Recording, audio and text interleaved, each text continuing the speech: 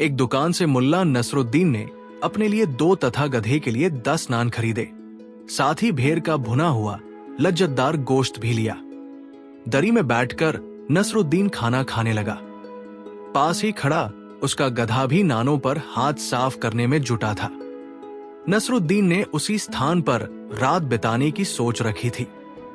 वो खुले में बैठे था तो धनी व्यापारी तथा यात्री तंबू गाड़कर भीतर बैठे मौज कर रहे थे। तभी नसरुद्दीन के कानों में कुछ तेज तेज आवाजें पड़ी, जैसे कोई झगड़ रहा हो। जिस दुकान से उसने नान तथा गोश्त खरीदा था वही कुछ हलचल सी दिख रही थी। नसरुद्दीन अपनी उत्सुकता दबा न सका और उसी ओर बढ़ चला। उसने देखा कि दुकान का मालिक एक गरीब से दिखने वाले आदमी से झगड़ रहा था। वो कह रहा था, तुम्हें पैसे देने ही होंगे। तुम जानबूझकर उस ओर लेटे थे जिस ओर मेरी दुकान से गोश्त की खुशबू उठकर जा रही थी। सारी शाम तुम बढ़िया खाने की खुशबू का आनंद लेते रहे।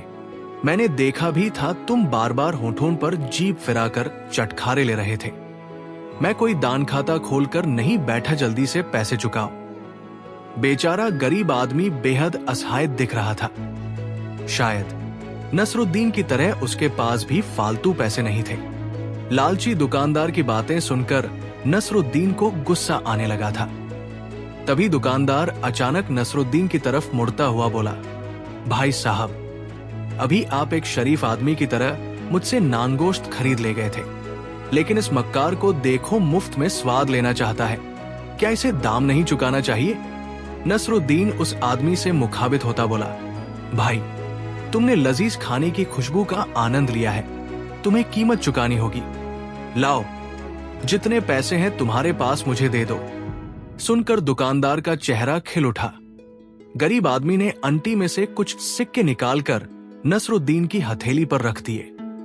नसरुद्दीन ने उन सिक्कों को दोनों हथेलियों के बीच रखा और दुकानदार से बोला, लाओ, अपना कान इधर लाओ और ध्यान से सुनो। दुकानदार के कुछ समझ में ही नहीं आया। नसरुद्दीन बोला, तुमने सुनी सिक्कों की खनक? हाँ, क्यों नहीं?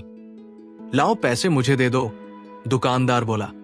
लेकिन नसरुद्दीन ने सिक्के गरीब आदमी को लौटा दिए और दुकानदार से बोला, हिसाब बराबर हो गया।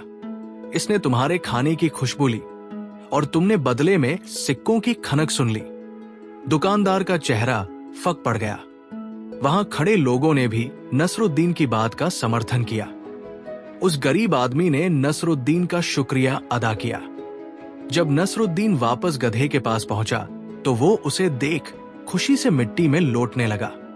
दोस्तों, अगर ये कहानियां आपको पसंद आती हो तो इसे अपने दोस्तों और अन्य ग्रुप में शेयर करना न भूलें। हमारे चैनल कहानियां को सब्सक्राइब कर बेल आइकॉन को दबाएं ताकि हमारी हर कहानी का नोटिफिकेशन आपको सबसे पहले मिले। चलिए, तो अब मिलते हैं हमारी अगली कहानी में।